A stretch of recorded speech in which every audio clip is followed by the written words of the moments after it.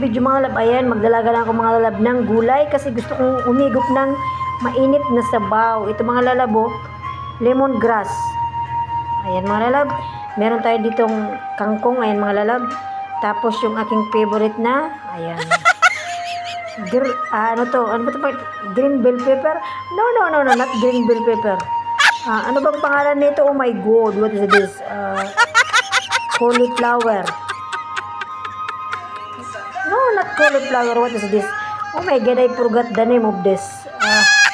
Basta yun na yun. Tapos mga lalab, ayan, may malunggay tayo dito mga lalab. Tapos mga lalab, ayan. Ayan mga lalab, nagkukulo na yung ating tubig. Ilagyan ko siya mga lalab ng tomato, tapos sibuyas lang. So ilagyan natin mga lalab ito. Ayun. Oh my god, nawala sa isipan ko ano bang pangalan nito. OMG. Na-block na ata mga lalab yung aking utak. What is the name of this? I forget it.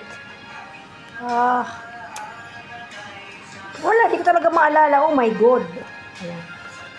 So ilagay natin mga lalab itong lemongrass, pampasarap ng lasa. Ayan. Ayan mga lalab, dala ko dito mga lalab kangkong. Ayan. Basta pinaghalo-halo ko na lang yan. Ayan. Wala siyang mga lalab isda, walang karne, basta gulay lang. Diba? So ayan na mga lalab, medyo malambot na yung ating gulay. Meron ko dito mga lalab, yung malunggay, oh. Ayan, malunggay mga lalab. Basta, gusto ko lang kumain mga lalab ng gulay.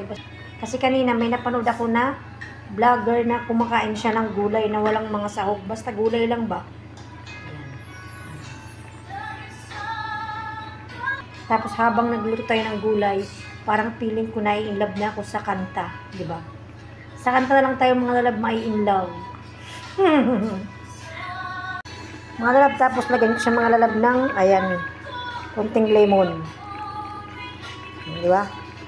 Basta, pigayin natin ang ating kamay mga lalab para mas malasa. Diba? Yan na. Yan lang mga lalab. Thank you for watching. Bye-bye.